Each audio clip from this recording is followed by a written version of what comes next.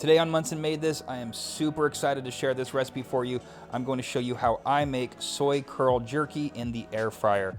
Now, today I'm just going to be making 1 cup of this jerky, so you need 1 cup of dry soy curls. For this, I'm going to be making an Asian version, sort of a spicy teriyaki.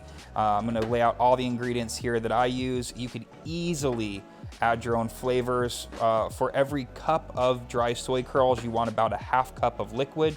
So I'm starting here with a 1/4 cup of water, and then I'm going to be adding all of these ingredients in here into that measuring cup to equal about a ½ cup of liquid. So as you can see here, I have hoisin, I have gochujang, I have some liquid smoke, soy sauce, sambal, garlic powder, sesame oil, olive oil, maple syrup. You could omit the oil if you really wanted, but I do think adding a little bit of oil to this recipe makes it or helps the texture out quite a bit. However you decide to season up your jerky, you need to make sure to microwave this liquid for about 1 minute to 1.5 minutes, just until it starts to simmer. Now you want to add those liquid seasonings to your dry soy curls, and you want to let the soy curls set in this mixture for about 10 minutes. Now it's going to absorb most of this, and you want to stir it maybe every minute or 2 minutes so that it's going to evenly get soaked up by the soy curls. After your soy curls have sat for 10 minutes and they've seemed to be fully hydrated, you can add them to your air fryer. Now the air fryer is the machine that is going to make your life so much easier, and you're going to be able to have this jerky done in about 15 to 20 minutes. So add your jerky soy curl pieces to your air fryer, and you want to make sure that they're in a single layer, that they're not really overlapping. If you do decide to make a double batch, it might just take a little bit more time, but try your best to get these soy curls in a single layer. You want your air fryer to be set pretty low. Mine's going to be on 180 degrees Fahrenheit, and you want to set the time for about 20 minutes.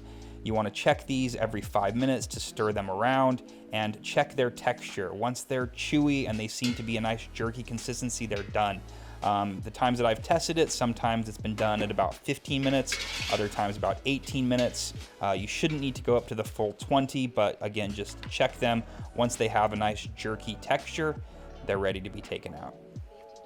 Once your soy curls have reached their perfect jerky texture, you want to place them into a bowl while they're still hot and put a lid on them.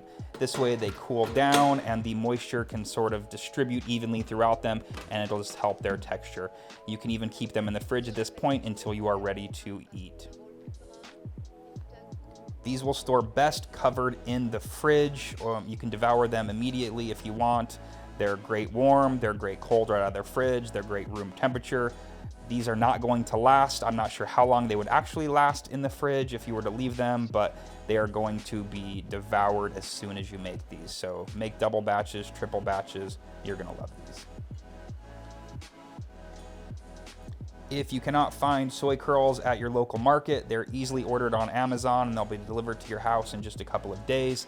Get in the kitchen, experiment with these, try a bunch of different flavors, try barbecue, try just a regular savory flavor, or like me, doing a kind of sweet, spicy, Asian-inspired flavor. So if you like this video, give it a thumbs up, share it with your friends, subscribe to this channel if you have not yet already, and I will see you later with another recipe video.